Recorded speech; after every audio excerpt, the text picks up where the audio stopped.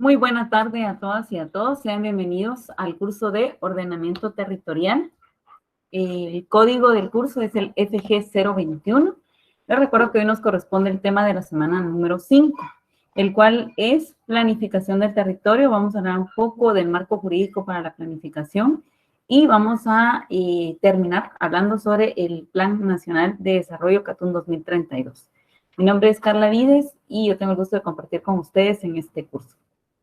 Les recuerdo también que el correo electrónico del curso es el fg021@urural.edu.gt y que pueden ustedes a través de este correo pues enviar sus preguntas o comentarios que quieran hacer al respecto de los temas que vamos viendo en esta clase. Así que vamos a iniciar entonces con el objetivo de la clase, el cual es relacionar la importancia del conocimiento claro del marco legal y jurídico, que es bueno mencionarlo, para el ordenamiento territorial previa implementación del mismo. Entonces, pues, vamos a hacer como una pausa, un paréntesis con respecto a los temas que habíamos venido viendo, especialmente con el tema puntual que nos quedamos en la semana anterior de clase, en el que hablábamos sobre ya las etapas de elaboración para los planes. Si ustedes recordarán, hablábamos de una etapa inicial, en donde empezamos a hablar sobre el diagnóstico. En una próxima sesión vamos a volver a tocar ese tema importante, el diagnóstico, sobre todo el diagnóstico de los sistemas que componen el territorio. Y ahora pues vamos a hacer como un pequeño paréntesis en el tema, vamos a enfocarnos a hablar de marco jurídico y de marco legal de este tema tan importante como lo es el ordenamiento territorial. Hemos recalcado también bastante en que, digamos, toda la parte jurídica y toda la parte legal del ordenamiento territorial viene dado, digamos, o viene relegada esta función sobre el Consejo Municipal. Eso es algo que tenemos que tener claro todo el tiempo, que a quién le compete el proceso de ordenamiento territorial en nuestro país, pues es precisamente a las municipalidades, ¿verdad? A través de los consejos. Es pues al final recordemos que en quien se delega la autoridad a través del voto, ¿verdad? Cuando nosotros venimos y votamos para un candidato determinado, pues nosotros básicamente le estamos dando ese poder, digamos, de poder tomar esas decisiones, ese poder de tomar las decisiones que competen al territorio. Como vamos a ver en las próximas diapositivas y cuando hablemos del Código Municipal. Entonces, tenemos que tener eso claro, ¿verdad? Esa parte de que, en primer lugar, es el Consejo Municipal a quien le compete esta tarea del ordenamiento territorial. Vamos a hablar un poco entonces del marco jurídico que tiene la planificación del territorio. Primero tenemos que establecer que en Guatemala las responsabilidades están relegadas en materia territorial a la MUN, ¿verdad? A la municipalidad. Están relegadas a nivel municipal.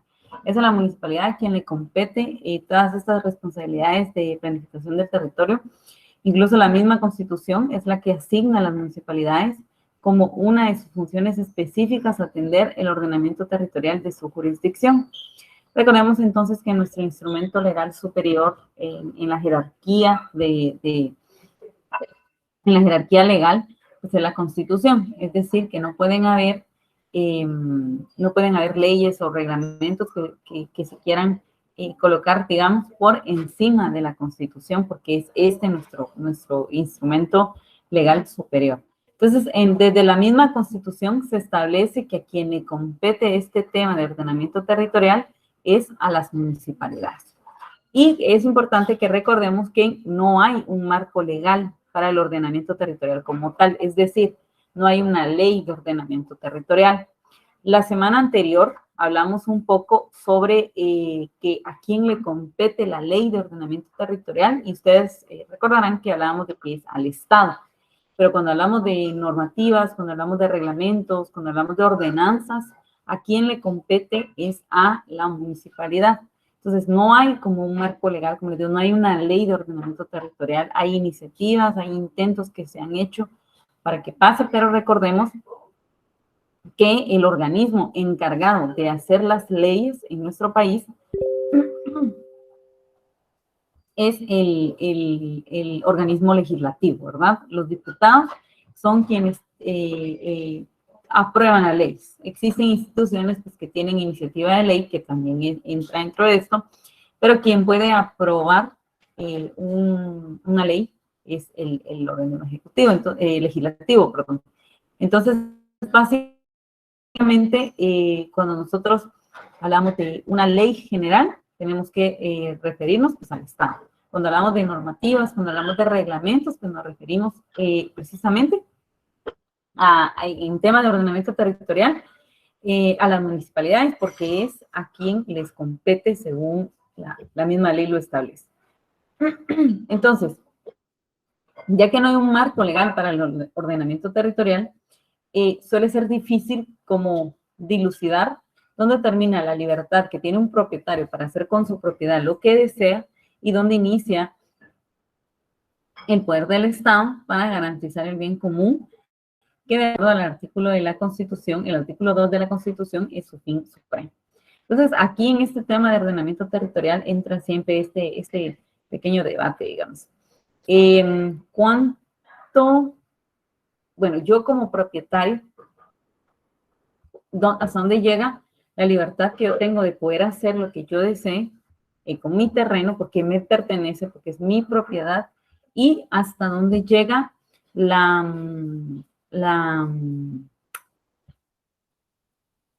libertad que tengo de hacer lo que yo quiera y hasta dónde llega el bien común del resto. Es decir, si yo pretendo hacer una actividad o una construcción que va a perjudicar a mis vecinos, que va a perjudicar a mis semejantes, por ejemplo,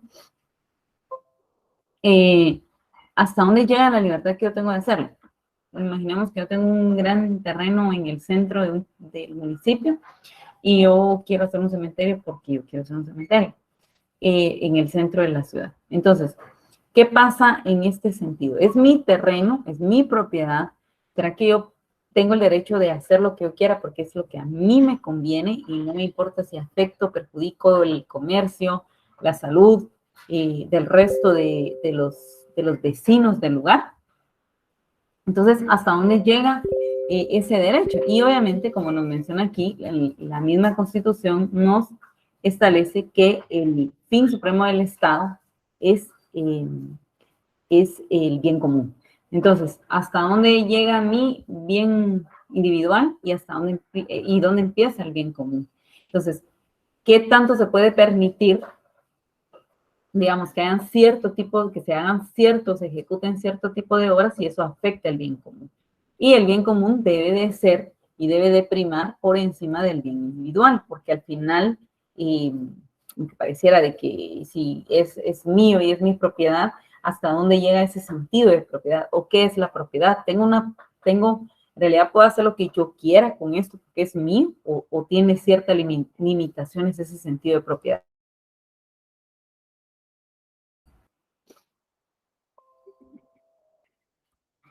Entonces, el Código Municipal, que es el Acuerdo 12/2002, dice que las municipalidades están obligadas a formular y ejecutar planes de ordenamiento territorial y de desarrollo integral.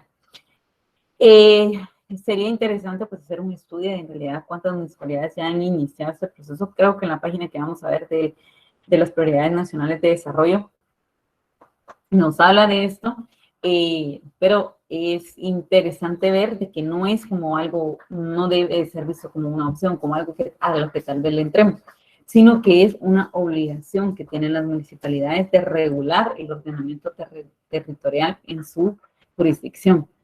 Hay artículos en nuestro Código Municipal que hacen referencia de una manera ya sea directa o indirecta al ordenamiento territorial, y por aquí tenemos algunos artículos.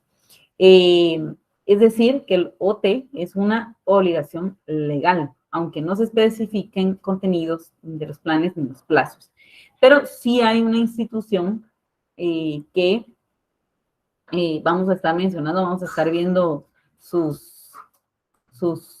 los instrumentos que ha creado para apoyar a las municipalidades en estos procesos. Así que sí hay como una instancia en donde pueden acudir las municipalidades para poder recibir la asesoría técnica en materia de ordenamiento territorial. Entonces, rápidamente quisiera que igual ustedes pueden encontrar en internet, ¿verdad? Y recordemos que es un documento de libre acceso, el código municipal. Siempre sería interesante que hagamos una revisión del código municipal porque este nos va a permitir conocer un poco más a profundidad nuestro municipio. Creo que todos, antes de ir a votar, deberíamos de leer el Código Municipal. Todos, antes de ir a votar por un consejo, deberíamos de leer el Código Municipal, deberíamos de tener claras cuáles son las obligaciones, cuáles son las atribuciones, cuáles son las competencias que tiene un consejo municipal, para poder ver en realidad cuáles son ese plan de gobierno, ¿verdad? Porque que nosotros podamos analizar un plan de gobierno municipal en función del Código Municipal, porque al final yo puedo querer o puedo proponer hacer muchas acciones que probablemente no están dentro de las atribuciones que puedo llegar a tener como parte del Consejo Municipal. Entonces, que es casi lo mismo que pasa o la confusión que suele haber con los diputados, ¿verdad? Que se les exigen obras o que pueden ofrecer obras en su campaña, cuando en realidad esa no es como su función específica según la ley. Entonces, igual pasa con las municipalidades, ¿verdad? Siempre que vamos nosotros a darle al final nuestro voto, porque recordemos que cuando estamos dando el voto le estamos dando el poder a por quien estamos votando de tomar decisiones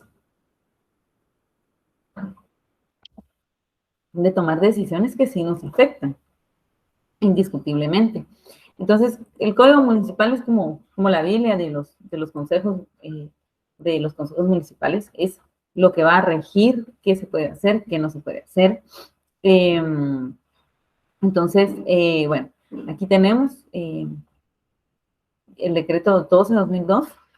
En el 2002 ocurre algo muy interesante, se crean varias, como la ley de descentralización, la ley de consejos de desarrollo, se crean bastantes instrumentos legales que sin duda alguna permiten fortalecer bastante la participación ciudadana.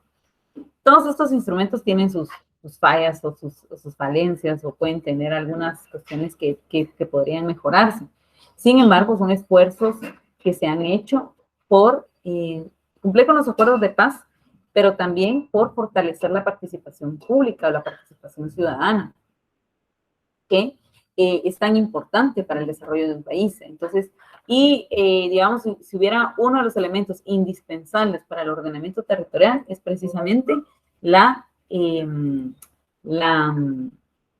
participación ciudadana. O sea, sin eso, no hay como mucho que hacer. Entonces, bueno, el Código Municipal, como les decía, ustedes pueden revisarlo más detenidamente. Aquí vamos a hablar como de artículos bien puntuales que hacen relación directa o indirectamente al ordenamiento territorial, pero que son importantes que sepamos que sí están contemplados dentro de la ley. Por ejemplo, el artículo 4 nos habla de las formas de ordenamiento territorial que hay. El municipio, nos habla, puede dividirse en varias formas de ordenamiento territorial, como cabecera, aldea, caserío, paraje, cantón, barrio, una zona, una colonia, una lotificación, un parcelamiento urbano o agrario, o incluso una microrregión, una finca. Y también se entienden todas las formas de ordenamiento territorial de los pueblos indígenas y las demás formas de ordenamiento territorial definidas localmente en el interior del municipio, ¿verdad? Entonces, esto es importante que lo entendamos, cómo puede, pues, digamos, distribuirse el municipio, ¿verdad? Vamos a ver rápidamente otro artículo que es relevante. Bueno, está aquí establecido, pues, cuando se dice que es una aldea, cuando es un caserío, ¿verdad? Que son también recordemos que a veces hay partes de la población de un municipio que quieren separarse. Se han formado nuevos municipios pues, que al final nacen de otros municipios, ¿verdad? que su origen es otro municipio que, digamos que de alguna manera se separan, ¿verdad? Pero, bueno, toda esta cuestión es bueno que la conozcamos, ¿verdad? Las formas de ordenamiento que aquí está modificado, el conflicto de límites por distritos, cuando hay límites jurisdiccionales entre comunidades. Aquí está justamente lo que les mencionaba, el procedimiento para la creación y modificación de municipios, que también puede ocurrir, pero bajo ciertas condiciones, porque digamos que de alguna manera esto se puede perjudicar si no se cumple con las condiciones que el código considera como mínimas, que se puede en algún momento perjudicar un poco al municipio del que se está exponiendo. La idea es que no afecte al municipio del que se va a segregar, ¿no? Vamos a ver este artículo de las atribuciones, ¿verdad? Las atribuciones que tiene, las que son las atribuciones generales que tiene el consejo municipal, ¿verdad? Como la facultad de hacer algo, ¿verdad? En función del cargo. Y bueno, tenemos en el inciso B, el mismo código entonces nos habla de que el ordenamiento territorial y el control urbanístico de la circunscripción municipal es una atribución de tantas que tiene el Consejo Municipal. Tiene también el establecimiento, planificación, reglamentación, programación, control y evaluación de servicios públicos municipales. Por aquí tenemos la emisión y aprobación de acuerdos, reglamentos de ordenanzas municipales, que era lo que mencionaba anteriormente, ¿verdad? Que si bien la municipalidad o el consejo no puede crear una ley, se puede crear un reglamento, puede crear una ordenanza, puede crear un acuerdo y su plan, obviamente, de ordenamiento territorial, puede establecerlos, puede emitirlos y aprobarlos, porque sí está contemplado como una de sus atribuciones generales. Bueno, por ahí hay otras atribuciones que van relacionadas, que realmente van relacionadas, y ustedes pueden leerlas ahí un poco pues más despacio, que vamos a ver que al final así tiene relación con la cuestión de la gestión también, ¿verdad? Vamos a ver este artículo también, que es importante, que es el que nos habla de la figura de las mancomunidades, que en el caso de las mancomunidades, que son asociaciones de municipios, que permiten que hayan políticas públicas comunes, planes, programas y proyectos, también es una figura que bien utilizada y bien ejecutada puede traer a los municipios que se beneficien de esta figura pues muchos avances. Y el ordenamiento territorial, por supuesto que tiene mucho que ver con y puede aplicarse en este sentido. Tenemos por aquí, veamos el artículo 68, que nos habla de las competencias propias del municipio, que, bueno, puede ser por mancomunidad también, o pueden ser propias, ¿verdad? En el caso de las competencias, bueno, todos los servicios públicos que le competen, ¿verdad? Agua potable, alcantarillado, alumbrado, mercados, rastros, cementerios, autorización y control de cementerios privados, ornato, planes, programas, tratamiento de desechos, etc. Regulación de transporte. Esto tiene que ver con ordenamiento territorial. Pavimentación de las vías tiene que ver con ordenamiento territorial. Hay muchos aspectos que parecieran que podemos decir esto no está hablando específicamente de ordenamiento territorial, pero sí es ordenamiento territorial al final. La autorización de licencias de construcción, que eso es indispensable, ¿verdad? ¿Quién autoriza al final las construcciones? La municipalidad. ¿Quién le da el último visto bueno? Bueno, sí, usted puede hacer su cementerio en el centro de la ciudad, las municipalidades, ¿verdad? Eso, ahí no hay pierde. Quien emite la última licencia, pues es la municipalidad. para que se pueda llevar a cabo un proyecto, ¿verdad? Y si ustedes siguen leyendo, si ustedes buscan otros artículos, buscan otras cuestiones, van a encontrar que van relacionados, o sea, no es únicamente estos bien puntuales que tiene que decir ordenamiento territorial, o sea, tenemos que relacionar que el territorio tiene que ver con lo social, con lo económico, con lo cultural y con lo político, por supuesto. La DMP, ya sabemos pues, que es la parte de la oficina que va a producir información precisa y de calidad y que es quien va a coordinar y consolidar todos los proyectos que se dan dentro del municipio, ¿verdad? Y por ahí están pues todas las funciones que tiene el encargado de la DMP, que es un puesto clave también dentro de la municipalidad, ¿verdad? Es un puesto importantísimo porque es como la mano derecha técnica de la municipalidad, ¿verdad? Es eso, creo yo, al final. Y bueno, vamos a hablar por último del código. Por ejemplo, tenemos en el artículo, tenemos el capítulo, un capítulo específico y especial, que es este, ¿verdad? El capítulo 2, que nos habla del ordenamiento territorial y desarrollo integral. ¿Qué es aquí lo interesante? Que el ordenamiento, ¿por qué ordenamiento y desarrollo? ¿Por qué ahorita vamos a hablar del Plan Nacional de Desarrollo? ¿Qué tiene que ver el OT y el desarrollo? Muchísimo, o sea, están íntimamente relacionados. El desarrollo es un proceso que no puede dejar de lado el ordenamiento territorial.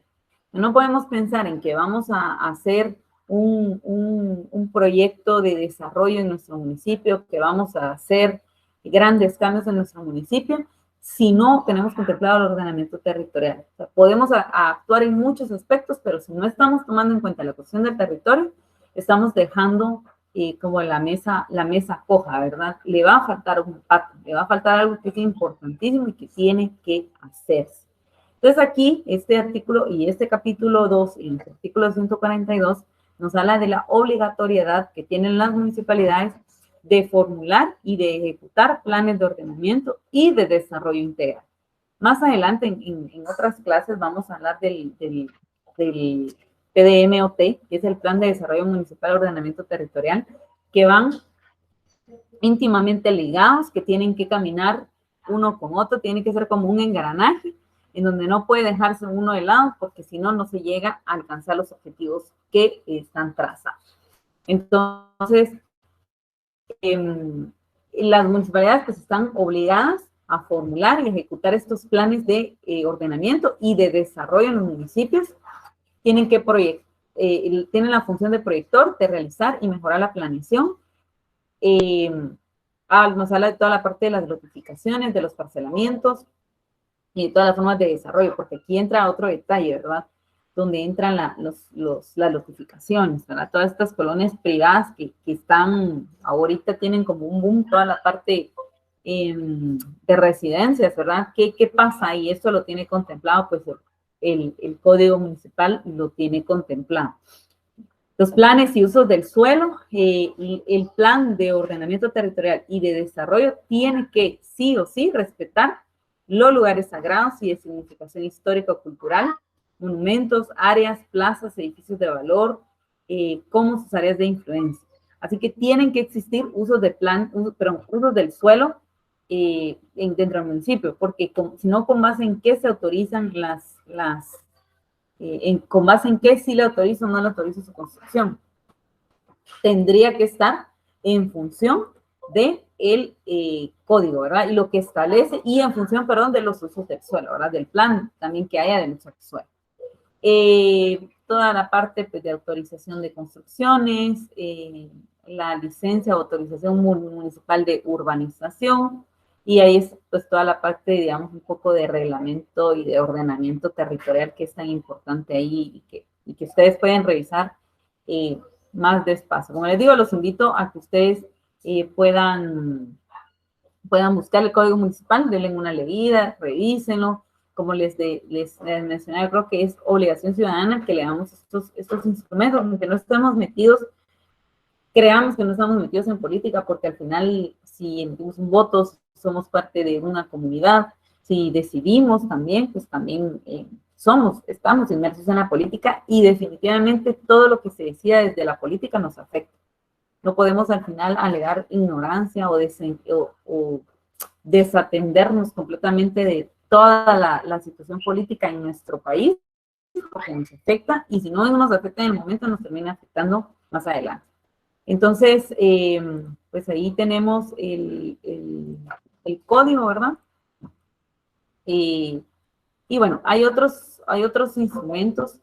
Bueno, hay otra legislación, digamos, que también es útil, que es como, por ejemplo, la Ley Preliminar de Urbanismo, que son como los primeros esfuerzos que se realizaron para poder ordenar el territorio. Esta de urbanismo es muy específico de la ciudad capital, pero son como los primeros esfuerzos de que desde entonces hay como una noción de que es importante ordenar, que no podemos crecer desordenadamente, que no, bueno, no podíamos o no debíamos haber crecido desordenadamente, sino que se debió de alguna manera crecer con algún sentido, ¿verdad? En función de planes, en función de un futuro, en función de hacia dónde queremos, a dónde nos vemos dentro de unos años.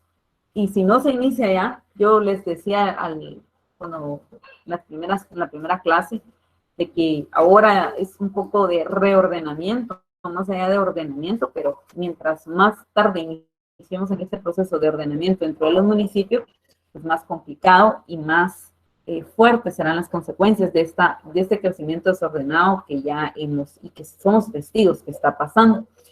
En el 96 se crea una ley de vivienda y asentamientos humanos, perdón. Hay una ley preliminar de regionalización del 86 que establece las regiones de nuestro país, así como las tenemos actualmente. Pueden ustedes revisar esta parte. La ley de descentralización del 2002, la ley de los consejos de desarrollo urbano y rural del 2002. También les decía, la ley de descentralización, la ley de consejos y sus reglamentos, que son piezas fundamentales para promover la participación ciudadana en Guatemala y sobre todo de descentralizar los servicios. Es decir, que en este entonces se crea esta ley que viene desde los acuerdos de paz, ¿verdad? Al final, esta ley de descentralización, la ley de consejos de desarrollo, el código, todos estos instrumentos tan valiosos que se crean, son en parte para el cumplimiento de los acuerdos de paz que se firmaron en el 96 para ponerle fin al conflicto interno, y son parte del cumplimiento de los acuerdos de paz que era necesario pues hacerlos. Este proceso pues es importantísimo porque, y se los he repetido todas las clases, no hay ordenamiento territorial sin participación ciudadana, porque si no hay participación ciudadana, no estamos hablando de un proceso democrático, que al final la planificación del territorio y el ordenamiento territorial lo que busca es promover esta democracia. Y bueno, vamos a dejar un poco de lado entonces esta parte de la normativa jurídica y legal, y vamos a hablar del Plan Nacional de Desarrollo, el CATUM 2032. El CATUM 2032 es un instrumento que se hace a largo plazo. Se busca y se crea con el fin de proponer un modelo de desarrollo sostenible que permitiera enfrentar el reto de alcanzar consensos para abordar las causas estructurales de las condiciones actuales del país que impiden el desarrollo y las oportunidades, el acceso a condiciones de vida dignas de grandes sectores de la población que están afectados por la desigualdad y la exclusión. Perdón, ahí que se me fue la in, es la exclusión. Eso me parece muy interesante, porque les decía, no podemos pensar en ordenamiento si no pensamos en el desarrollo. O sea, mejor dicho, no podemos pensar en desarrollo si no estamos ordenando. El desarrollo humano sostenible, bueno, podemos también discutir un poco qué es el desarrollo, qué entendemos por desarrollo, está determinado en función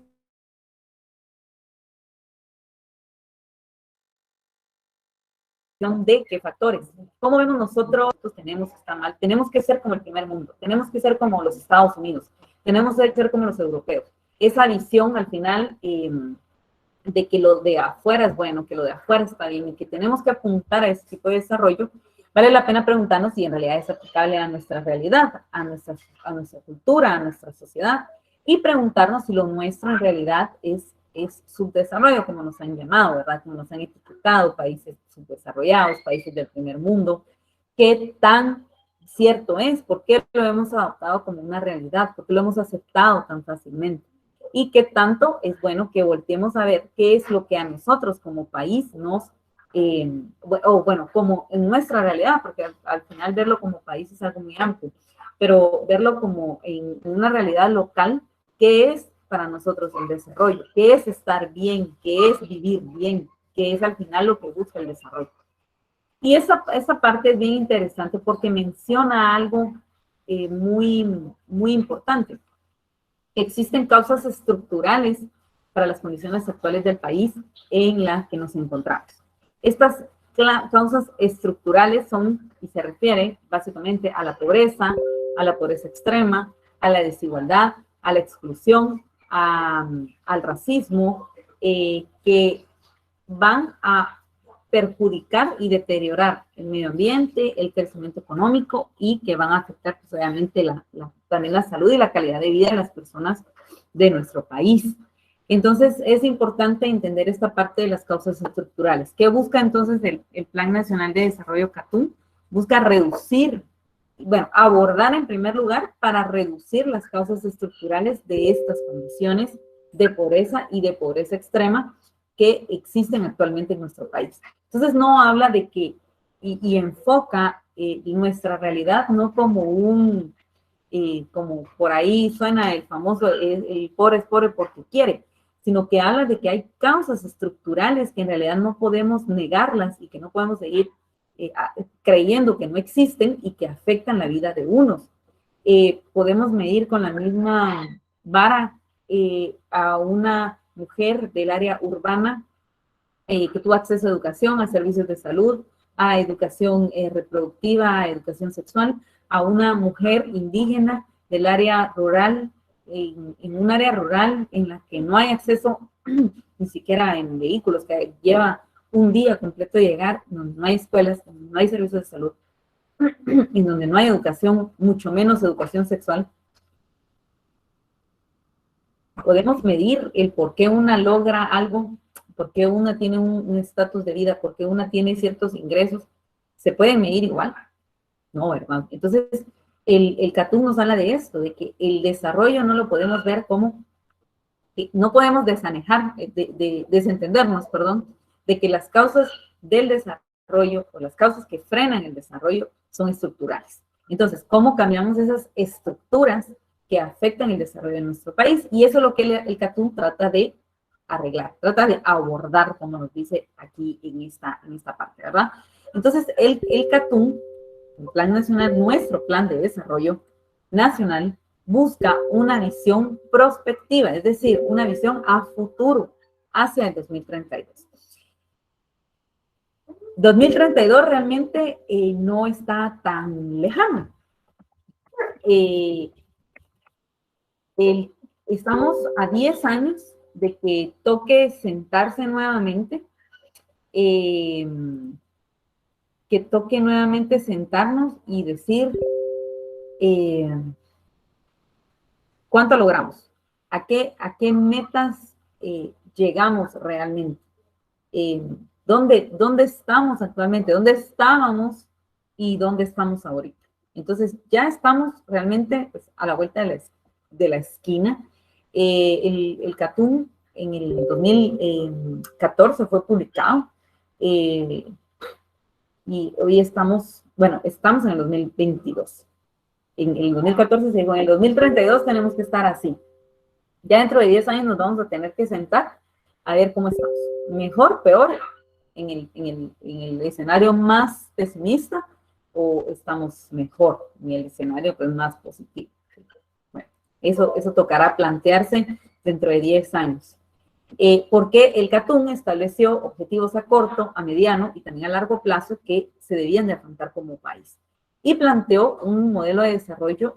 Para esto consideró la participación ciudadana en su formulación. O sea, para el Plan Nacional de Desarrollo CATUM se hizo de forma participativa, hubieron diálogos, mesas, hubo participación de mujeres, de campesinos, de trabajadores, de ONGs, de la profesora IFUNA, del CACIF, de las universidades, tanto de la USAC como de las universidades privadas. Se trabajó con jóvenes, o sea, hubo un gran proceso para armar y redactar y decir, bueno, este es nuestro plan. Este plan tiene 5 ejes fundamentales, que es el de Guatemala urbano-rural, el de bienestar de las personas, riqueza para todos, recursos naturales para hoy y el futuro, y el último, que es el Estado como garante de los derechos humanos y como conductor del desarrollo. O sea, ¿quién va a dirigir este barco? El Estado. El primer eje, que es el de Guatemala urbano y rural, habla más allá de que se debe establecer un modelo de gestión que incluya sostenibilidad, no solo para áreas rurales, sino también para áreas urbanas. Porque de alguna manera se llegó a la conclusión de que existe una cierta desatención que se da a las áreas rurales y que es necesario que las prioridades nacionales entren en el área rural. Bienestar de las personas, esta busca erradicar la exclusión, la discriminación, la desigualdad entre mujeres, hombres, área rural, área urbana, adultos, jóvenes, indígenas, mestizos, y busca garantizar a todas las personas acceso a la protección social, a servicios de salud y educación, acceso a alimentos y que aumente su capacidad de resiliencia. Para esto se busca garantizar la seguridad alimentaria y nutricional de niños y niñas, reducir la mortalidad materna, reducir mortalidad infantil, que se cree un modelo de salud enfocado a la prevención, detener la epidemia del SIDA y garantizar a la población el acceso a educación en todos los niveles, erradicar el analfabetismo, promover cultura, ciencia y tecnología. Bienestar de las personas es uno de los ejes que yo considero más ambiciosos de todo el plan. Ambiciosos porque estamos hablando de erradicación completa de estos males de nuestro país, ¿verdad? Discriminación, exclusión, desigualdad, analfabetismo, mortalidad infantil, mortalidad materna, pero como vamos a ver en las prioridades, pues abarca varios aspectos. Riqueza para todos, espera dinamizar actividades económicas productivas, generar mecanismos de competitividad, acelerar el crecimiento económico. Recursos naturales para hoy y el futuro, pues nos habla de protección y de potenciar los recursos naturales. Conservación de bosques. Aquí entra el ordenamiento territorial para el aprovechamiento de los recursos naturales. Aquí entra en esta parte, por eso no podemos hablar de desarrollo sin OT. Y por último, que el Estado sea el garante de los derechos humanos y el conductor del desarrollo. Afianzar cómo el Estado se va a convertir en garantizar mis derechos humanos, porque aunque existe toda una, no sé, una idea de deslegitimizar el sentido de los derechos humanos son necesarios, los derechos humanos nos dan, nos permiten tener la vida que tenemos, pues, con ciertos limitantes que podemos tener en determinado momento, pero los derechos humanos no son únicamente para ciertos sectores de la población, son para todos. Gracias a los derechos humanos, pues yo pude estudiar, yo tuve acceso a la educación, yo puedo conducir, yo puedo existir, yo puedo hablar, yo puedo opinar. Entonces, los derechos humanos van más allá de la idea que nos han vendido de que sirven de alguna manera solamente para perjudicarnos, porque no es así. Y por lo tanto, el CATUM lo establece como importante y que debe ser el Estado el que los garantice y que debe ser el Estado el que conduzca el desarrollo. Básicamente. Y por último, con los últimos minutos que nos quedan, vamos a hacer una visita rápida a las prioridades nacionales de nuestro país. Las prioridades nacionales están englobadas dentro del CATUM y van relacionadas. Aquí en la diapositiva ustedes pueden ver 17 objetivos. Estos 17 objetivos son los objetivos de desarrollo sostenible, que antes eran los objetivos del milenio y que ahora cambiaron de nombre y son 17. Entonces se habla de que el Plan Nacional de Desarrollo tiene que ir enfocado a los ODS. Los ODS, los Objetivos de Desarrollo Sostenible, son establecidos por la ONU. Entonces estos son como los objetivos a donde tienen que apuntar el desarrollo los países que están en este proceso. Aquí pueden encontrar ustedes en la dirección pnd.gt, que es en donde ustedes pueden encontrar, ahorita les voy a presentar las prioridades nacionales de desarrollo. Entonces, si ustedes llegan, creo que sí se ve, a esta página, ustedes ingresan a esta página, van a encontrar varias información que me parece sumamente útil, que nos permite entender un poco esto del CATUM un poco más a profundidad. Vamos a encontrar una pestaña de los Objetivos de Desarrollo Sostenible, que si ustedes ven aquí mismo nos dice, ¿verdad?, que son los objetivos de desarrollo que adoptaron los Estados miembros de la ONU en el 2015. Las prioridades nacionales del desarrollo que están dentro del CATUM 2032, la política general de gobierno del 2024, que es del gobierno actual. Todos los gobiernos pues tienen que hacer su propia política para su tiempo, ¿verdad?, de gobierno. Aquí están los programas y proyectos que contribuyen a cumplir esas metas de las prioridades y encontramos una red de nodos eslabones del CATUM. Bueno, entonces, si nosotros entramos, por ejemplo, a los objetivos, ustedes ven aquí, entre a los objetivos de desarrollo sostenible, están los 17 objetivos. Esos 17 objetivos tienen sus metas y tienen sus indicadores. Es decir, mi meta es graduarme, mi indicador es ganar el semestre, por poner un ejemplo. Ahora tengo una meta que es a donde quiero llegar, pero los indicadores nos permiten como ir midiendo el avance que tenemos hacia esa meta y numéricamente nos permite llegar a esa meta. Ahora, si yo necesito 38 cursos para graduarme, mi primer indicador es 12 cursos que son los del primer año. Entonces, numéricamente yo puedo medir cómo estoy en el avance hacia esa meta que yo quiero alcanzar. Entonces, si ustedes ven, estos objetivos, como les digo, son adoptados por todos los países miembros de la ONU.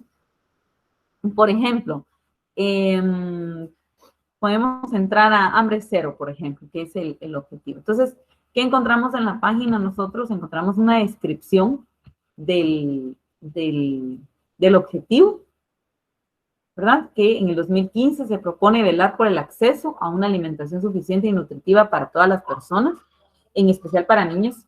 Recuérdense que es uno de los ejes, que es el de bienestar para las personas, por medio de la sostenibilidad de sistemas de producción de alimentos, y bueno, da una descripción ahí.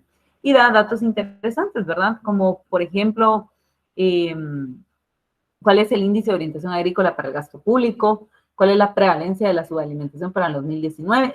Me parece que la página realmente la actualizaron este año, y lo interesante es que introdujeron datos bien interesantes y actualizados, porque anteriormente pues no había como información tan actualizada, había mucha información atrasada, ¿verdad? Bueno, por ejemplo, aquí estamos en educación, ¿verdad? ¿Qué es la educación de calidad? ¿Cuál es la tasa de participación? Etcétera. Entonces, aquí podemos encontrar perdón, me salí, pero bueno, no sé, vamos a ver a este de fin de la pobreza. Entonces, aquí podemos encontrar las metas que tiene fin de la pobreza, que no sé por qué está tan chiquito, pero así lo hicieron. Están las metas que tiene este objetivo. Entonces, por ejemplo, la meta 1, para el 2032, reducir al menos a la mitad la proporción de hombres y mujeres y niños de todas las edades. Y si nosotros entramos en la meta, encontramos el indicador. Y así para cada una de las metas. Si nosotros entramos a las prioridades, aquí están las prioridades con forma de barrilete, está acceso a servicios de salud, acceso al agua, empleo, educación, seguridad alimentaria, fortalecimiento institucional, valor económico de los recursos, ordenamiento territorial. Vean qué interesante, el ordenamiento territorial es una de las prioridades nacionales. Y aquí podemos encontrar, por ejemplo, meta, el 100% de los municipios cuenta con planes de ordenamiento territorial. Y aquí podemos ver cómo están los porcentajes de municipios que están implementando el plan de desarrollo municipal. A este no he entrado, no sé si está actualizado realmente desde 2019, que he visto que están, ¿verdad? Sí, tenemos No, porque esto es proyección, ¿verdad? No llegamos ni al 25% de municipios. ¿Verdad? Interesante, de verdad, me parece importantísimo que hayan actualizado esta página. Y bueno, ahí pueden ustedes encontrar también cómo exploren un poco. Les dejo ahí la inquietud de la página para que ustedes puedan eh, eh, explorar un poco y conocer un poco más de lo que es el CATún, que es en función de esto, del CATún, digamos, del plan, de nuestro plan de desarrollo, que deberían de apuntarse todos los esfuerzos, los programas, los proyectos que se hacen. Muy bien, así que eso ha sido todo por el día de hoy. Les recuerdo, perdón, que no lo dije al inicio, la próxima semana creo que viene la evaluación del curso. Perdonen que si tengo entendido que sí, la próxima semana es sus evaluaciones de este curso para que lo tomen en cuenta. Recuerden que en la primera, que no ingresan a clases, ¿verdad? Sino que tienen que ingresar directamente a evaluarse en el periodo del curso para que por ahí no se les vaya o no se les escape el horario, porque eso sí es importante que no se les escape el momento y la hora en la que tienen que evaluarse. Sí, la próxima semana. Así de que no olviden, por favor, que tendrían su evaluación la siguiente semana y nos veríamos dentro de 15 días. Así que muchas gracias a todos por su atención, que tengan una excelente jornada de clases y saludos desde la distancia. Feliz tarde.